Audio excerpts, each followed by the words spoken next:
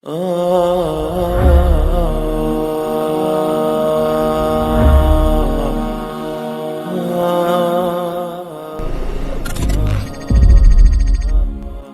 soal hutang, hampir setiap orang memiliki cerita menarik yang berbeda-beda. Karena hutang adalah satu di antara muamalah keseharian yang hampir semua orang pernah melakukannya. Entah dia sebagai penghutang ataupun yang dihutangi, keduanya memiliki ceritanya masing-masing. Realita yang terjadi di lapangan adalah sulitnya menagih kembali uang yang telah dihutangkan. Bahkan tak jarang, orang yang memberi hutangan sampai emosi dan bingung sendiri harus dengan cara apa dia menagihnya. Pada banyak kasus, rasa turut prihatin berangsur-angsur menghilang ketika didapati orang yang berhutang enggan membayar hutangnya. Akan tetapi, di media sosial, dia pamerkan kemewahan hingga jalan-jalan santai, seolah memang tidak ada masalah dengan keuangannya. Pada kasus seperti ini, perlu diberi ketegasan akan adanya ancaman bagi para pelaku hutang yang jelas-jelas enggan membayar hutangnya, agar tersadarkan dan bertaubat dari keburukan akhlak seperti itu.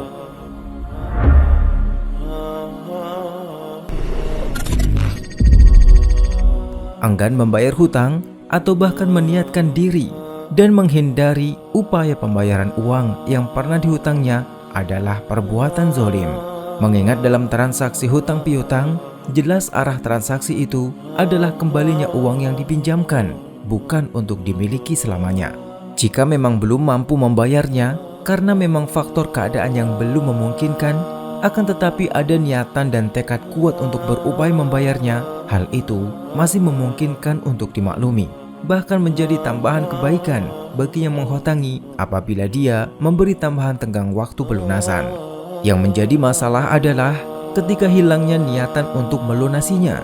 Karena hutang tetaplah hutang, penagihan ini tidak akan selesai hanya di dunia saja. Waspadalah bahwa orang yang berhutang lalu enggan membayarnya, hingga orang yang dihutangi tidak mungkin mengikhlaskan nominal rupiah tersebut sekecil apapun itu. Semuanya akan dibayar di akhirat. Dibayar dengan kebaikan atau amal yang sudah dikumpulkan oleh orang yang berhutang. Dalam sebuah riwayat dari Ibnu Umar, Rasulullah SAW bersabda, "Man mata wa alaihi dinarun au dirhamun qudhiya min hasanatihi laisa sama dinarun wala dirhamun."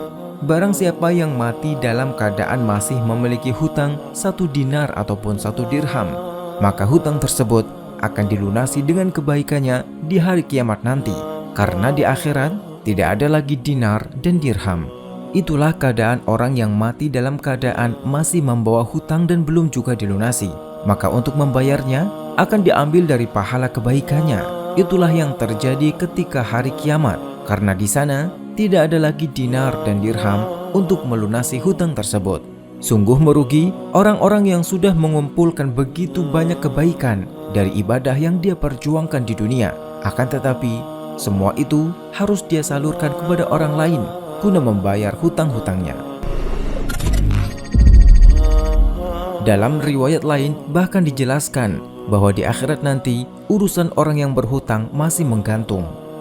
Dari Abu Hurairah, Nabi SAW bersabda, "Nafsul mu'min mu'allaqatun bidainihi hatta yuqda anhu." Jiwa seorang mukmin masih bergantung dengan hutangnya hingga dia melunasinya. Al-Araqi mengatakan, urusannya masih menggantung, tidak ada hukuman baginya, yaitu tidak bisa ditentukan apakah dia selamat ataukah binasa sampai dilihat bahwa hutangnya tersebut lunas atau tidak. Dan yang tidak kalah merugi dari itu semua, dikabarkan bahwa orang yang berniat tidak mau melunasi hutang akan dihukumi sebagai pencuri, seperti yang dijelaskan dalam sebuah riwayat dari Suhaib al-Khair.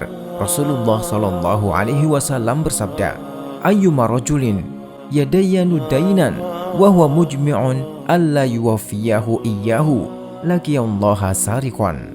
Siapa saja yang berhutang lalu berniat tidak mau melunasinya, maka dia akan bertemu Allah pada hari kiamat dalam status sebagai pencuri.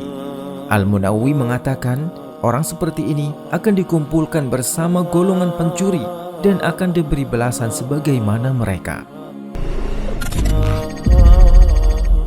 Dari semua penjelasan yang telah kita sebutkan, menjadi sebuah pembelajaran penting bahwa berhutang harus disertai rencana yang matang dan penjelasan yang jujur tentang bagaimana nanti proses pelunasannya. Dan bagi siapapun yang berhutang, harus diniati untuk melunasi dan disertai dengan usaha yang gigih agar pelunasannya dapat berjalan lancar. Demikian itu agar memudahkan kedua belah pihak dalam menjalankan transaksi hutang piutang.